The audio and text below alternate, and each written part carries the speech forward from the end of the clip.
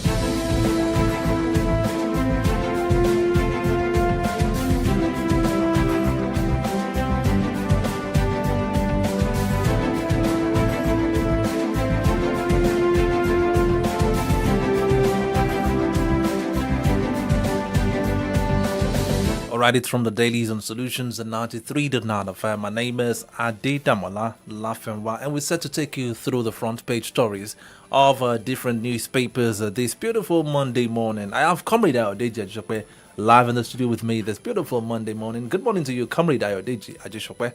Yes, a good morning to you, my dear comrade brother, and of course to our esteemed listeners and viewers, wherever you may be located this Monday morning.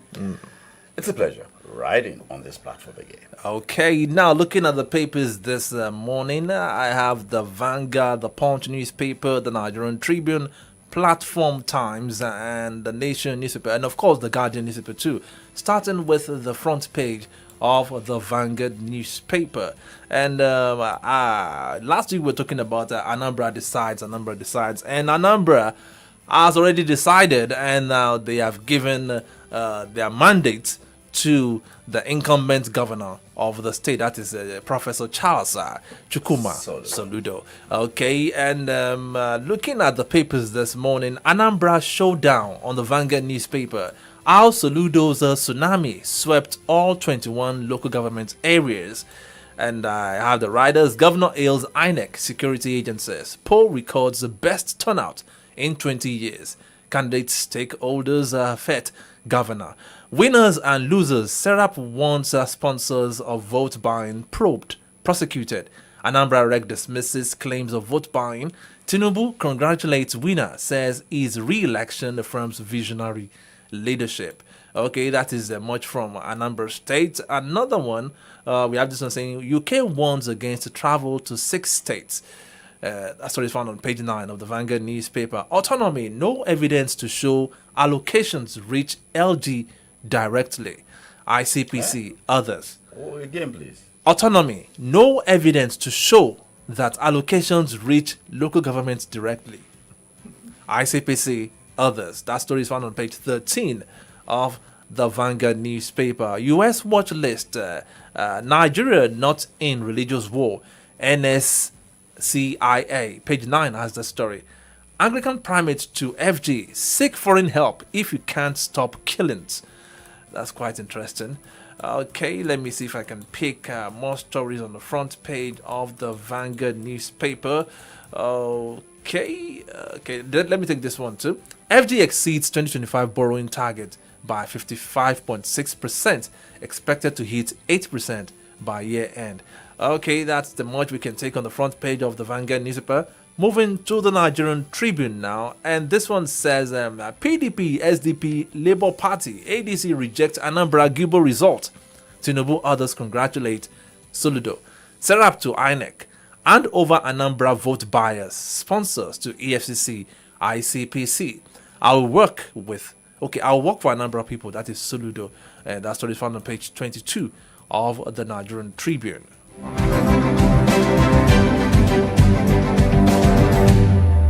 Fuel import tariff will strengthen Naira, spur investment, and NECA. And another one, concerns as loan sharks re-emerge. And riders resort to blackmail, intimidation for loan recoveries. We will go after them. FCCPC assures, advises Nigerians to stop patronizing them. I mean, there was a time the loan sharks were really holding Nigerians to ransom. I mean, holding them hostages. I mean, you remember what the loan sharks, all these loan apps on people's phones, and then the kind of threats. Sometimes they even publish the names of the defaulters. Sometimes they write wanted and everything. And I know that FCCPC came up against them that time, and they were wiped away. And now the story is saying that concerns as loan sharks have re-emerged, advising Nigerians to stop patronizing them. People are still patronizing them. People are still patronizing them. Somebody shared with me a story of how she borrowed maybe 4,000, I think, or some years back, and the thing escalated to about 300 and something thousand, and then they started, bringing it down till they brought it down to about by themselves, unsolicited. Okay. It's escalated from 4,000 to 380 something, and then started bringing it down. And then she was telling me that it has come down to about 2,000 something now. Okay. Wike grants defaulters in Asokoro Garaki will say another 14 days to pay 5 million violation fee. UK issues fresh travel warning to Borno, Yobe, Adamawa, 3 others over rising insecurity. No work, no pay unjust negates fair labor relations. NASU. And another one, NSCIA attributes security crisis to climate change, poverty, mass unemployment.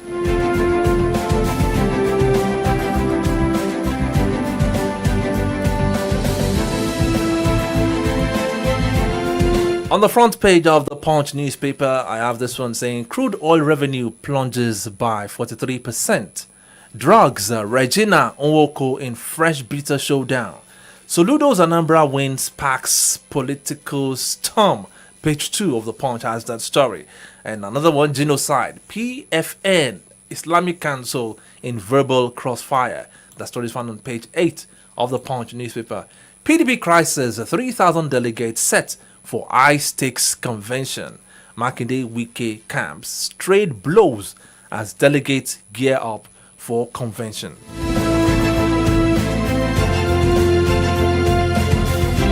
15 girls rescued from Ondo sex trafficking network. Aregbeshola's backing can't save Adeleke, APC chieftain. The story is found on page 9 of the Punch newspaper. And the last one I'd like to take here, it says FD vows tighter security after UK flags the northern state unsafe.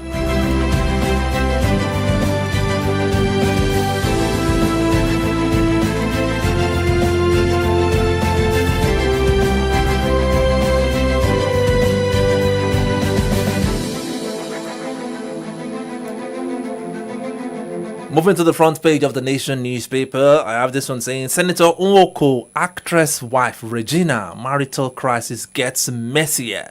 That story is found on page 40 of the Nation newspaper. My victory means elections getting better, says Soludo. Tinubu is re-election testament to visionary leadership. Governors ill-deserved victory. And there is a breakdown of the polls or the votes being gathered by different political parties, which we will need to look into the landslide victory that Soludo had in that election. PDP crisis throws Ekiti governorship primary won by Oluyede into storm. Okay, how to attain multi-trillion naira economy by Agbakowa.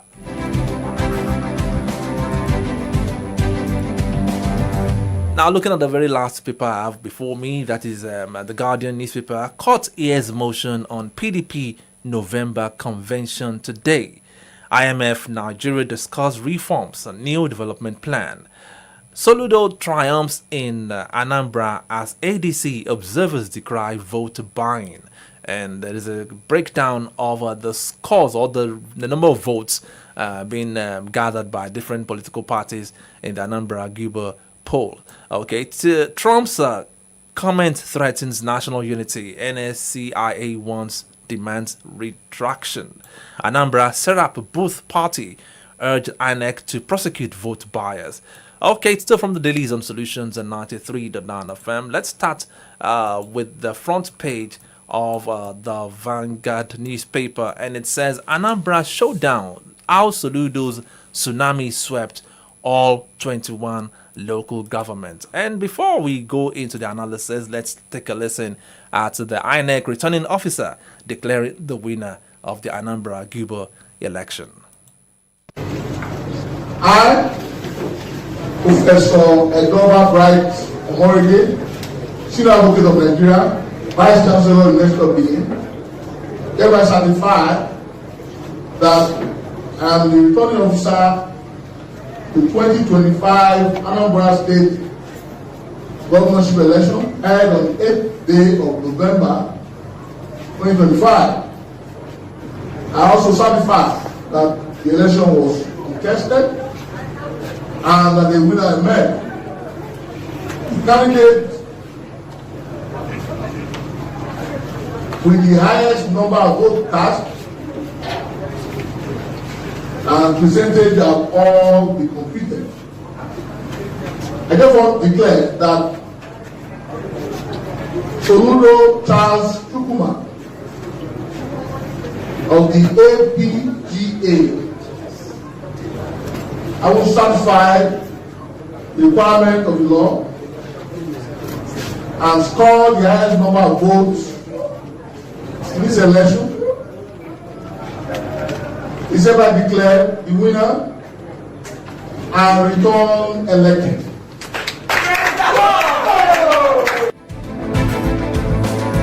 The INEC returning officer there declaring Charles Chukuma Soludo the winner of the Anambra Guber poll. Now, comrade, did this come to you as a surprise looking at the number of votes gathered by APGA? Charles Soludo. I mean, looking at the breakdown of the first 5 political parties, ABGA topping with 422,664 votes, followed closely by the APC, 99,445 votes. And the third party, the party that came third, is the YPP with 37,753 votes. I mean, Labour Party also came fourth with 10,576 votes, and the ADC 8,208 votes. The PDP was nowhere to be found on the top 5 political parties in that election. So did that margin come to you as a surprise? I do not think so. YPP, you remember, is the party of this late senator. What was his name? He just dropped dead suddenly. Mba, yeah. And I think that was a platform he used to win the senatorial election before he moved over to, I think, APC or so. That is the vestiges. What you see are vestiges of what he planted. And then the PDP. I think the PDP, the other results that I've seen, scored 1,000 plus. 1,000 plus, imagine. Yeah. The margin, I don't think it is surprising. That is Anambra. That is where Ojumegu Ojukwu, the erstwhile leader of Biafra and the founder of that party, comes from. He comes from Nnewi Axis, just outside Onitsha there. And I think the spirit of Ojukwu still lives on in that area. And you will recall that Charles Soludo himself had contested on the platform of PDP prior to this. I can't remember if he contested on the platform of APC, but he had contested on the platform of another party, I think twice, before he got wisdom and moved to the APGA, the winning party. You will have noticed since the formation of APGA has been winning in that place. They won in Imo at a particular time with Okorocha. Who decamped, who moved to the APC. He moved to the AMPP and then to the APC. So I don't think that is surprising. And then, Charles Soludo too, a product of the Bretton Woods institution, who came in to serve under Obasanjo, just like Okonjo-Iweala and the governor of the Central Bank of Nigeria. Magnus Bacco. He was a special advisor in the presidency before he became, Magnus Bacco, and many of them like that. He has gone into the mainstream of politicking. And when I see Soludo speaking sometimes, I say to myself, Soludo has become one of them. One of them. Now, talking about what Soludo has been saying, I mean, we spoke about this last week when he was at a rally, when he promised cash rewards for local governments that come first in this election. I mean, and a lot of Nigerians have been attributing his landslide victory to what they call the inducement of voters, or what they can call vote buying. Well, you see, that by making that pronouncement openly, that to be doling out millions of naira to the local governments that emerge first, second, third, and everything, that is nothing but a cash inducement, the inducement of voters. I think the people should realize that by the way politics goes, now, how much did they promise? 5 million or something for local government? Okay, it is for the party members. Is it only party members that voted? No. What is the percentage of party members that vote? I mean, registered party members. I keep saying this. I don't think he was referring to party members. He was at a rally where mammoth crowd was. And he was saying that, addressing... people are saying that if it were to refer to... That wins. First, second, third, right? First, second, third, yes. That wins. So, if it was going to be to the local government, how will the money get to the local... How will the money get to the people? Apart from through the channel of... Even if it gets to the people, through the local government, it is still the platform controlled by the party. And it is not on that way. You are not going to get it if you are not a member of the party. And at the end of the day, let's say he says 5 million for each local government. The way political parties usually when elections are getting close, they step up activities. You could find in very big local governments, and there are not many big local governments in Anambra. In Ibadan, for instance, Ibadan North is even divided into zones. I mean, it is that big. So you probably have 500 people. So if 5 million naira is brought to a local government, number one, the 5 million will not get to be distributed. You think they will just bring the 5 million and even if they distribute 5 million to 500 people, how much will anybody get? But when it comes like that, a chunk will go to the EXCO. Definitely. And then there will be people who are recognized leaders that are not members of the EXCO. They will get their own share. Yes. So probably what will be distributed at the end of the day is probably 2 million. Even when the man promises, through the person, that the money will come to the local government, the government official or the representatives of Soludo that will disburse the money, he will remove his own.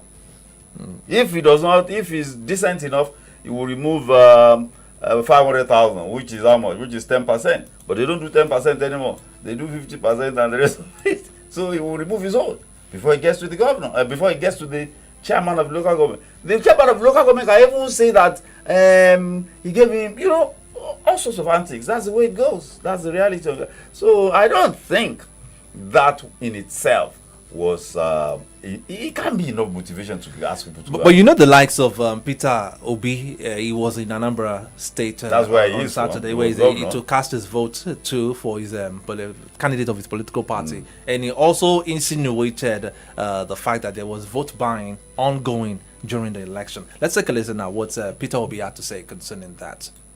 Well, my name is Peter Obi.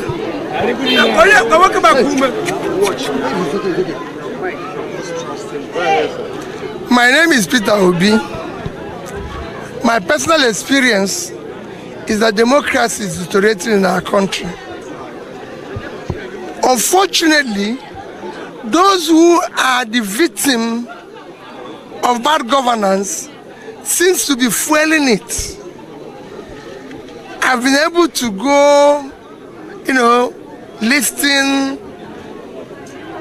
and around on what is happening. What you see is that they predominantly vote buying to the scale of 20, 30,000, 15,000. The question I ask, for a young person who is unemployed, if he says his vote for 30,000, what is he going to be paid next month when there's no voting? By selling your vote, you're selling no school, no hospital, no job.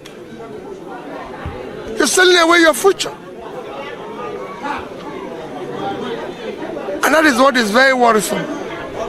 Other countries, even West African countries that are close to us, we have observed the election. I didn't see this happening. So for you people who are journalists, you must cooperate. This must be stopped. Peter will be there addressing the fact that there were cases of vote buying during the Anambra Gubo poll that was held on Saturday. Now, can vote buying be totally eradicated in our elections? We're still coming to the fact that we want to assess the performance of INEC in this particular election, being the first to be conducted under Joash Amopiton. But let's talk about the issue of vote buying. Can it be totally eradicated? It is not new. It has only evolved. That is the truth. I remember in the Second Republic, yes, a very good friend of mine, the father was the chairman. He later became the state chairman of the party. He was the chairman of the party. Which was the biggest? I think the biggest denomination was 50 naira. He always had tons of cash at home. You understand? I recall that when this thing started, the republic started, on one particular election day, we handed cash. You understand? That was envelope. It was not to be given to voters, but it was, they would just call it logistics. So, and you have the discretion of spending it whichever way you wanted, or those who didn't feel accountable just pocketed it. You understand? Aha. So those who have conscience, give it out, not necessarily to party members. You will give it out, so everybody. So it has always been like that. Look, but it has stepped up. It has become brazen. It is now direct, frontal, open vote buying. But I ask you, 500,000 votes. That's over 490 something thousand votes. So multiply 490 something thousand votes by what Peter Obi was saying, 20,000, 15,000, 30,000. It is not possible to buy votes in that number. You understand? You go to certain areas where you think you are weak, you understand, and induce. And sometimes it is actually not necessary to ask people to vote for you. I've seen a political situation in which an opponent of a friend of mine, when they went to those people, they said, no, we cannot change sides. We have maternal ties with this guy. We cannot change sides, and our word is our bond. You know what the man told them? He still brought them stuff. He brought stuff. And they said, okay, I'm not saying vote for me. Don't go out to vote. That's another strategy. Neutralize the opponent. If you cannot get the vote, neutralize it. We got there the following morning. It was we knew it was a stronghold. We got there around 6:45. Nobody was out, and we said, what happened? And they told us, this is what happened. This is what happened. You understand? So so these all sorts of strategies you deploy as the situation demands. Some, if you know you are strong there, In a place you are not wanted, you want to go and give them money, you are better be careful. You understand? In a place you are not wanted. That's why they say you rig where you are strong. You can only rig where you are strong. If you go to a hostile environment, you understand, you say you want to bribe them. I mean, things can happen. So, it is... I want to ask the question again. I said, can vote buying be totally eradicated in Nigerian election? It evolved from underground transaction. Evolution. It evolved from underground transaction to a brazen, frontal, and open thing. And let me tell you this, political parties are key. Look at Obi talking. What is the state of his party? Which party does he even belong to? He said he belongs to the Labour Party. He said he belongs to the Labour Party. He said it in that clip. So if he belongs to the Labour Party, what is he doing? He came to vote to support his candidate, and he said he's from the Labour Party. What kind of leadership is that one providing? What kind of leadership? We have seen him with ADC. We know he's with ADC. We know PDP is touting him as a probable candidate, and he goes out there to say probably he's still weighing his options. No, I mean that is. But he declared at this particular venue. He said he remains a member of the Labour Party. He said it. So, what kind of leadership is that? What kind of leadership is that? Gallivanting from one party to the other, negotiating for people are calling him PDP. He has not said it was not. Is anything wrong in that? Is that the way it is done? I'm asking, is anything wrong? Is that the way it is done? Trying to test the waters. Test the waters. You test the waters for parties. You don't know where you want to belong.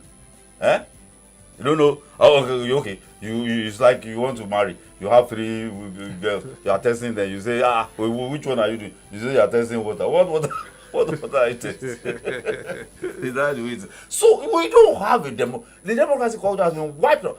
And then, parties are critical.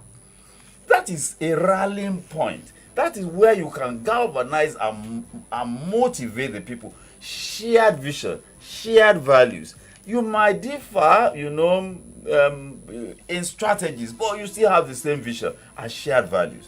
But this one, the only thing is power. The only thing that I keep saying it. Why would you expect the Bola Ahmed Tinubu to be in bed with an ultra conservative with Muhammadu Buhari? The only thing is power. Bola Ahmed knew that that was his pathway to power. And that was that was the motivation. So these are people, and then I say we are evolving. I keep saying we are evolving. But the leaders, those who are purporting to lead us, what example?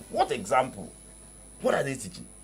That one, he shows up in Anambra. He says he's a member of the Labour Party. Somebody that's PDP is touting, and somebody that is meeting and they say he's in the ADC. And he shows up in Anambra. Some Nigerians will tell you that he's just trying to weigh his options. What options? You don't come out publicly to weigh your options. You weigh your options in the corner of your bedroom. You understand? And then you come out and make a declaration. What kind of people? Peter Obi is more like a beautiful bride. What was the meaning of that? They're trying to affiliate with. No. Beautiful bride. You remind me of when they were calling Owele of Onitsha, the beautiful bride. How did he end up? He ended up as Owele of Oniyo. All right, let's talk about Joash Amokpiton's scorecard as regards what INEC has come to say that it was a hitch-free election in Anambra State. Good word. This is not his litmus test. This is not his acid test. When he came, the federal commissioners were already, everything was in place now. Okay. But before the day was over, they had uploaded 97 or 96% of stuff. Look, they should start preparing for the one in Oshun. Oshun is going to be a very tough one. One state too, and then of course, is it Ondo or Ekiti? Ekiti. Is it Ekiti or Ondo?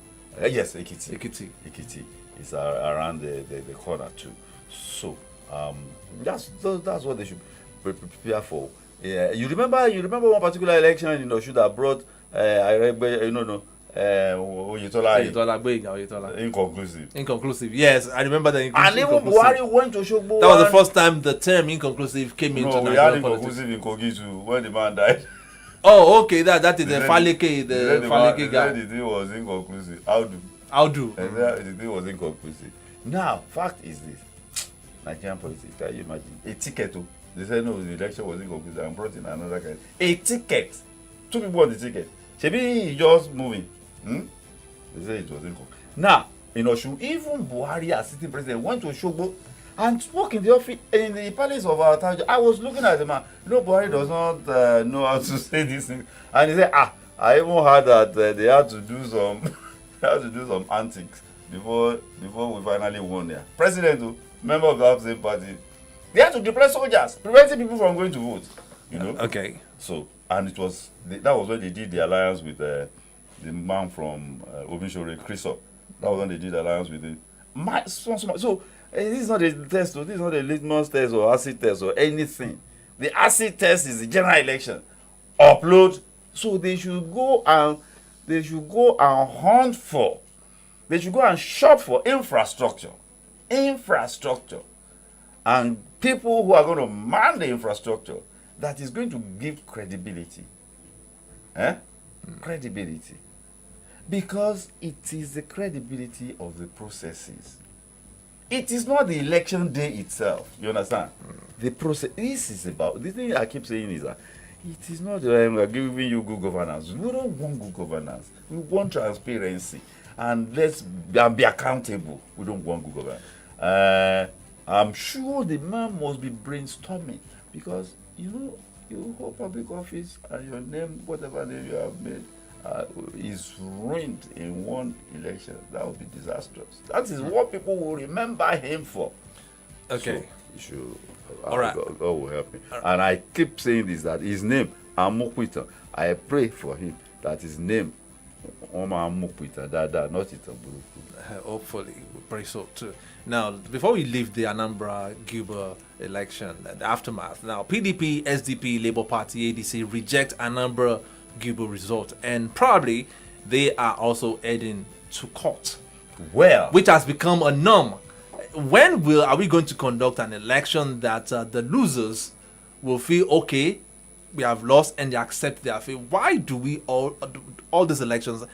Why do they have to end up in litigations and everything once INEC has pronounced the winner? The lawyers are part of the entire political thing now, so they must have their own. Because elections are held in other.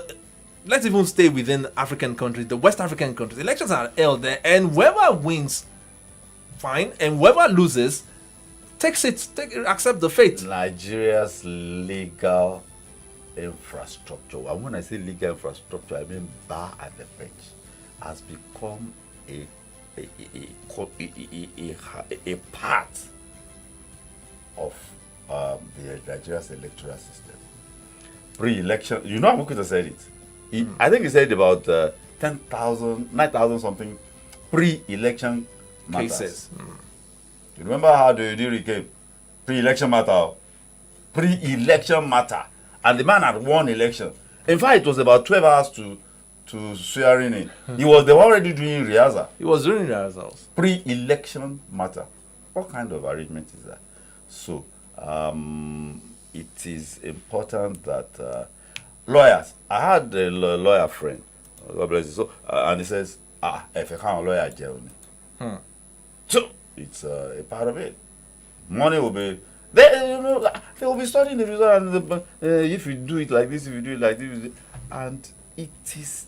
That's why I said maybe sometime early this year that our institutions, and let me just leave that. I already said Nigeria's legal infrastructure is involved, so it includes the bar and the bench.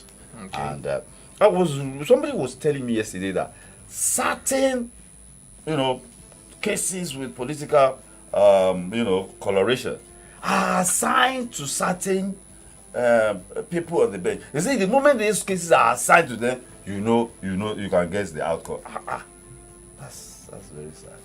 Okay, it's still from the Dailies on Solutions and 93.9 FM. Still talking stories on the front pages of different newspapers. We're still talking politics, actually.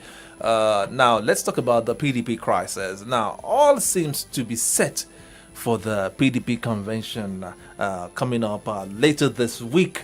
here in Ibadan, despite all the wranglings and the crisis rocking the PDP. According to the Punch newspaper this Monday morning, it says PDP crisis, 3,000 delegates set for high-stakes convention. Makinde Wiki camp straight blows as delegates gear up for convention. And before we started this program, I saw a breaking news somewhere saying that INEC recognizes the leadership of Damagum. As we speak now, we have two chairmen of the PDP. Which two again?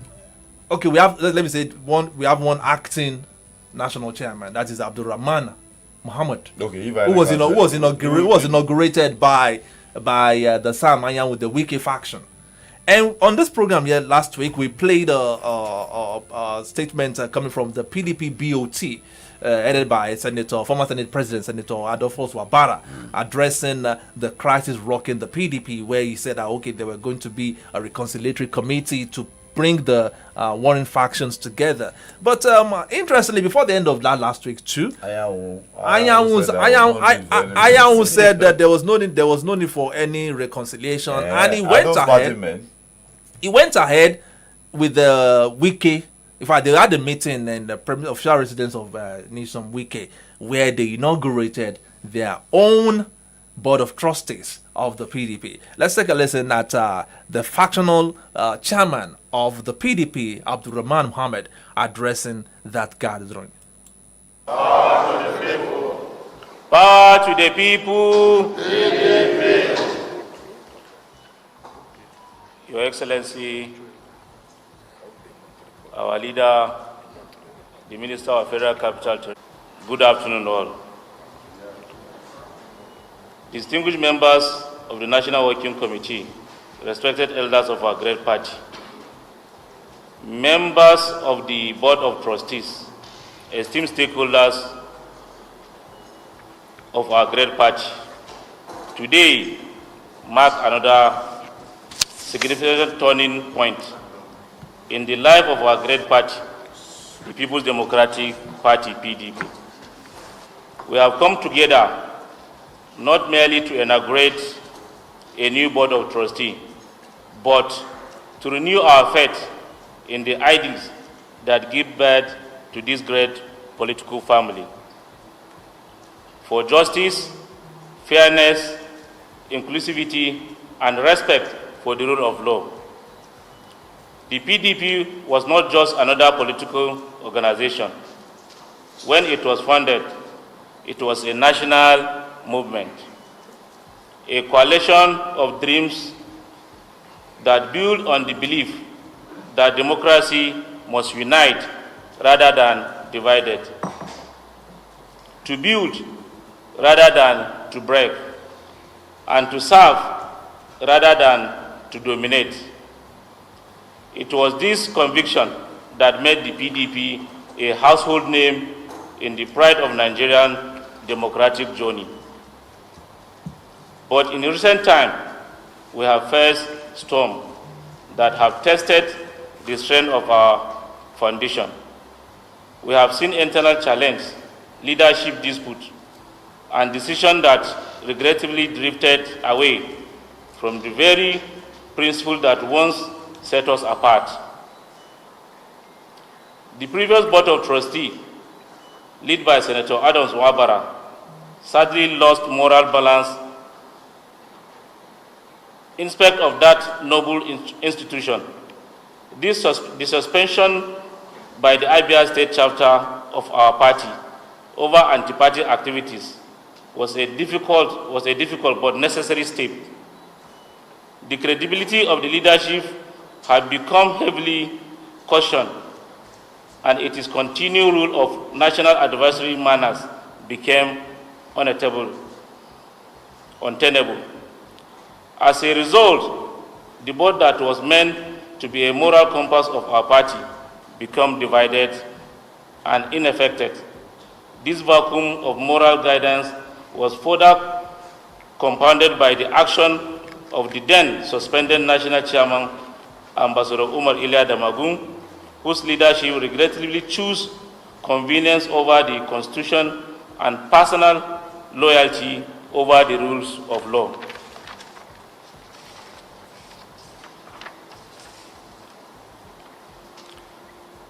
Instead of enforcing valid judicial pronouncement and respect to the authority of the courts, the administration obtained and preferred to protect individuals who had clearly violated the rules of the party.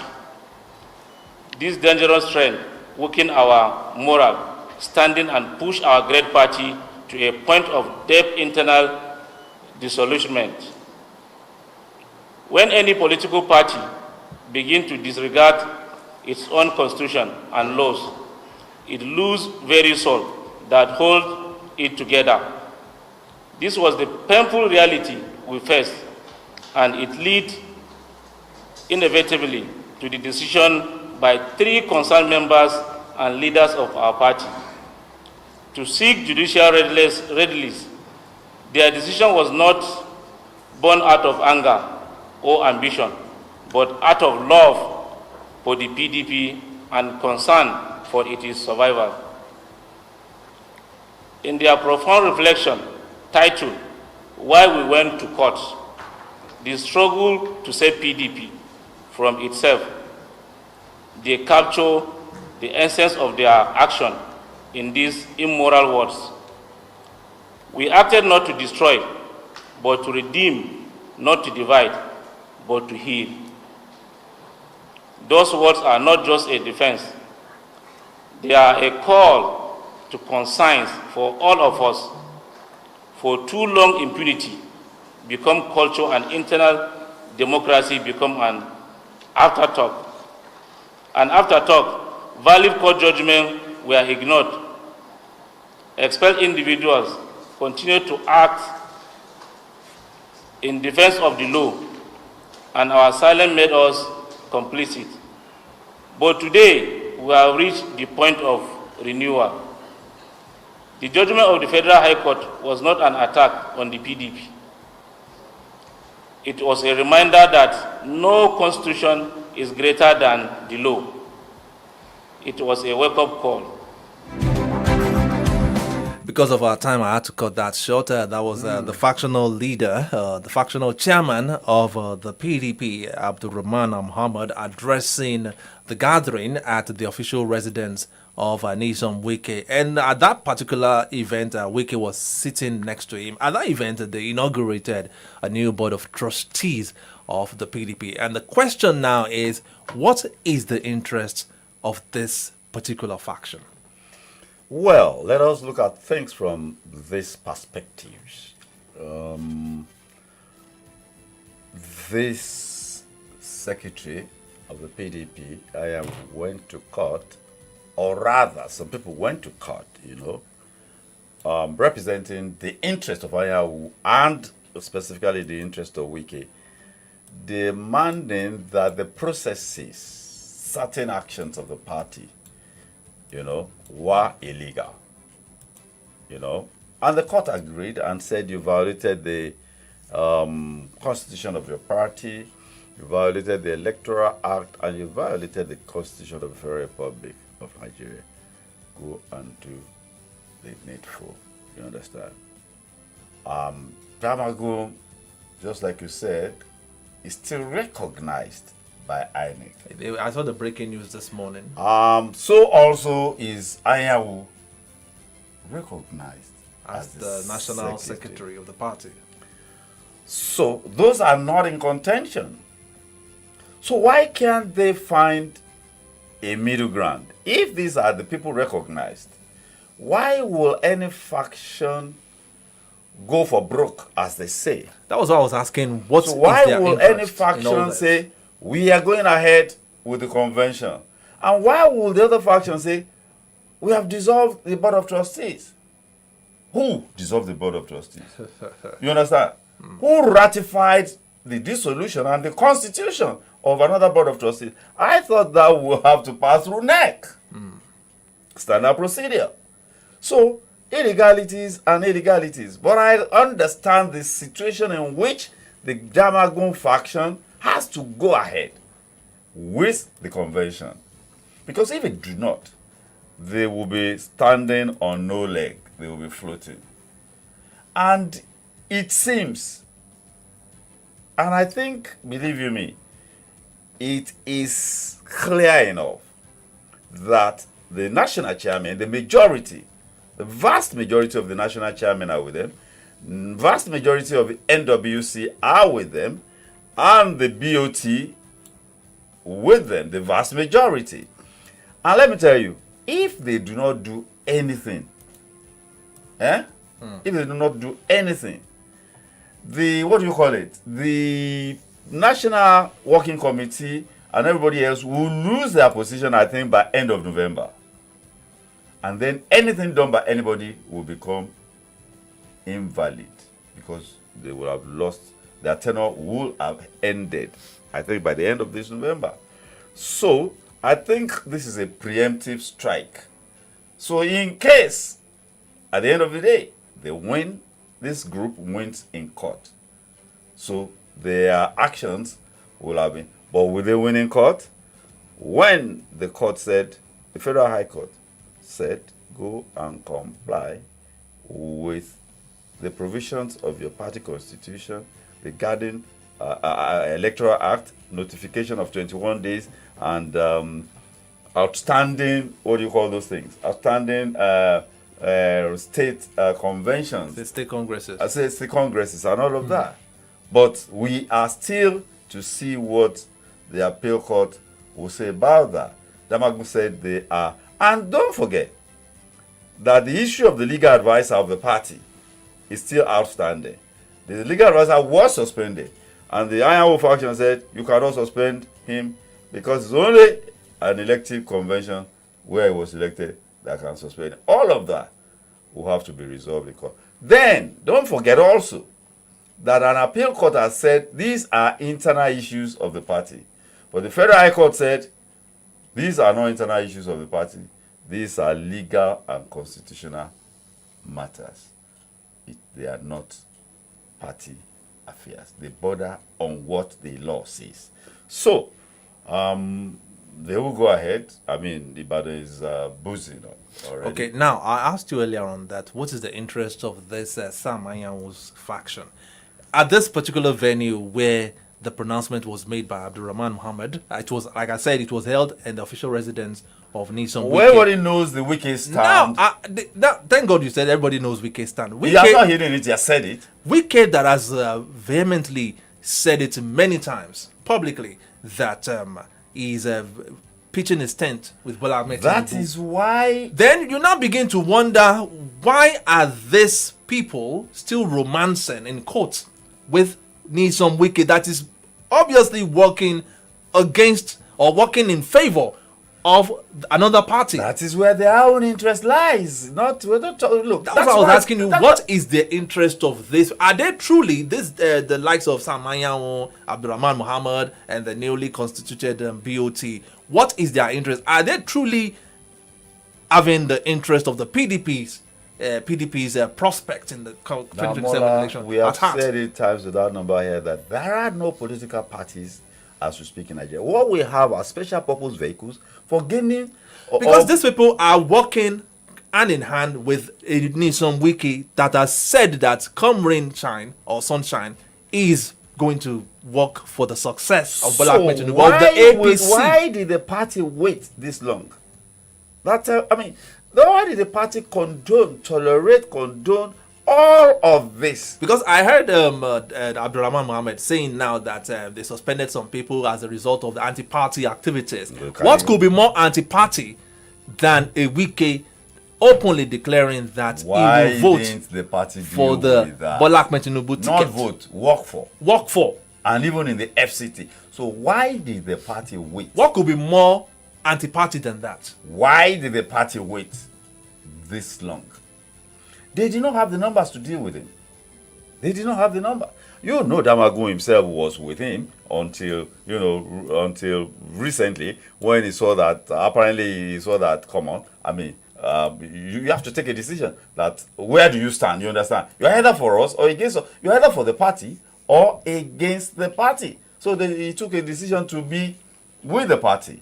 But these people, like I said earlier on, the only thread that runs across all the parties and all the characters is power. It's power, and it is not just power. it is what power brings you. You know now, you're around Wike, you are serviced. He has been servicing these people and all of them, including our own governor. I mean, you will know how many billions will go out of the sponsor. All the governors, our governor is the principal lead, and then the other governors too. And I forgot to mention too that the governors of the PDP, majority of them are for this convention and all of this. So it is looking like Wike is group is in the minority, but Wike's knowledge of the law and the terrain, legal terrain, is using that to navigate. And for only one end, to weaken the party and make the party unable, probably, to field candidates for 2027. Not even just 2027, because coming election. That seems to be the aim. That is the end game. That is the end game. That is the end game. So that the party will not be able to field the candidates. And you will have thought that after Atiku Abubakar left the party, they should have been able, because they said that Atiku Abubakar was the major problem in the party, but he has left the party for them. So why have they not been able to come together? He has changed. Goalpost shifted now. Goalpost shifted. The goalpost shifting now is servicing Tinubu and servicing APC. Because if you are servicing Tinubu, you are servicing APC. The man is saying Tinubu, but he's servicing an APC government. It is APC. He may be servicing Tinubu, but he's equally servicing APC against his own party. So that is the way it goes. But people are saying that a major hallmark of political parties is internal party democracy. We don't see it anywhere. In which party do you see democracy? Internal party democracy. In which party? Is it in APC? Is it in PDP? This is what led to the destruction of the PDP in the first instance. Impunity. The same thing is going to happen to APC, so don't be surprised. Okay. It's a cycle, predictable. My father would say the outcome is predictable. Okay. Now, one more story before we wrap it up today, and this is still talking about the Donald Trump's threat to Nigeria. And looking at the account of the Vanguard newspaper, I'm still trying to look for that paper now.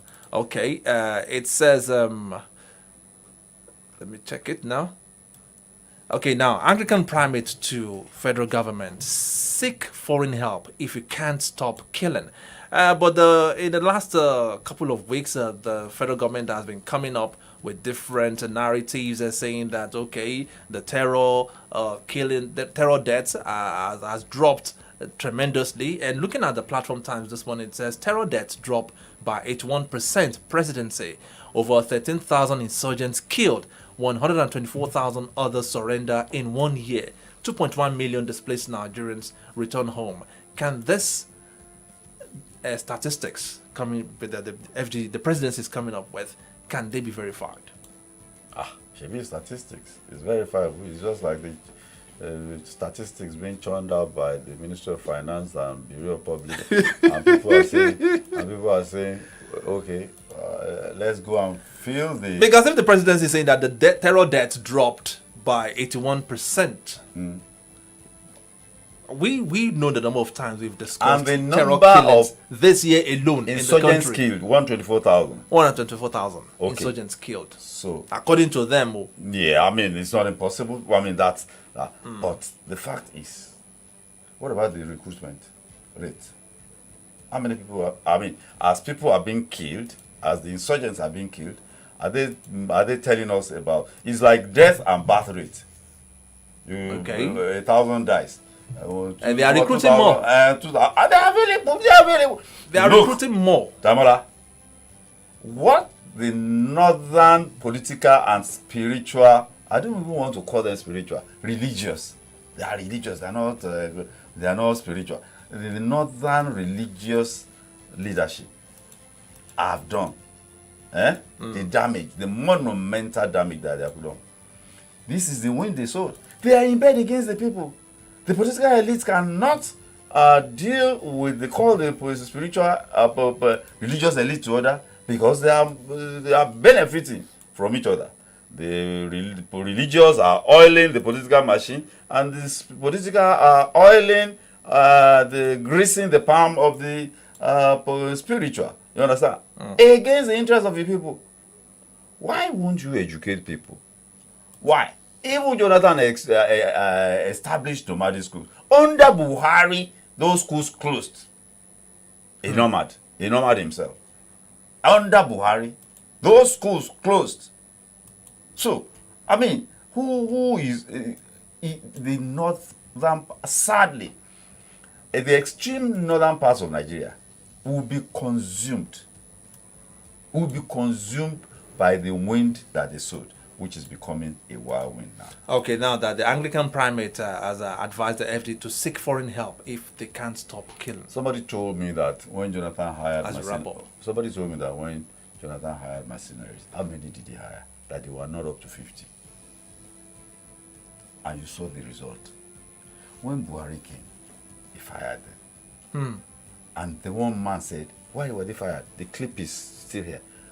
A former member of the Borno House of Assembly way back then, and now a member of the House of Rep, so that it won't be speculative. These are people that were there.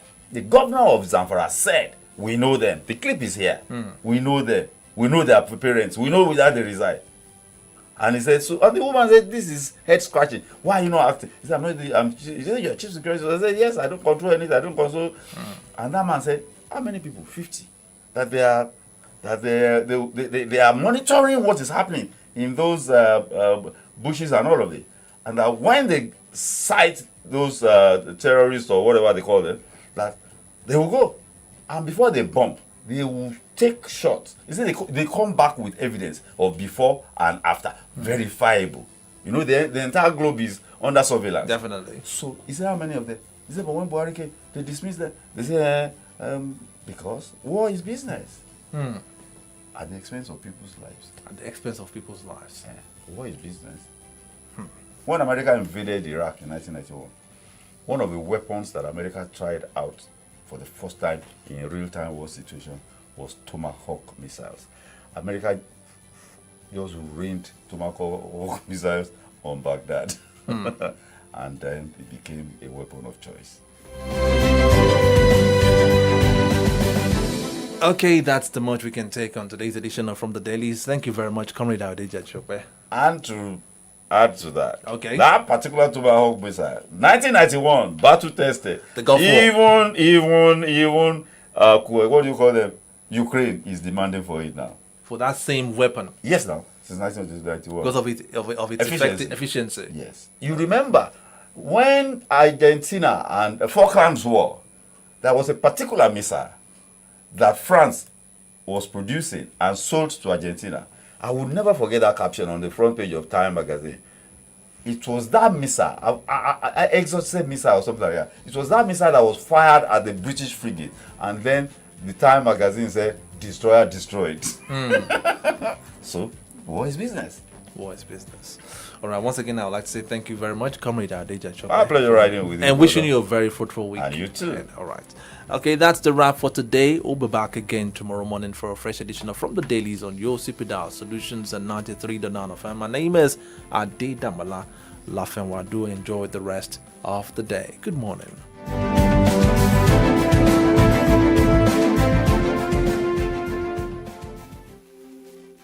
The views and opinions expressed in this live broadcast are those of the participants and do not necessarily reflect the editorial policy of Solutions 93.9 FM.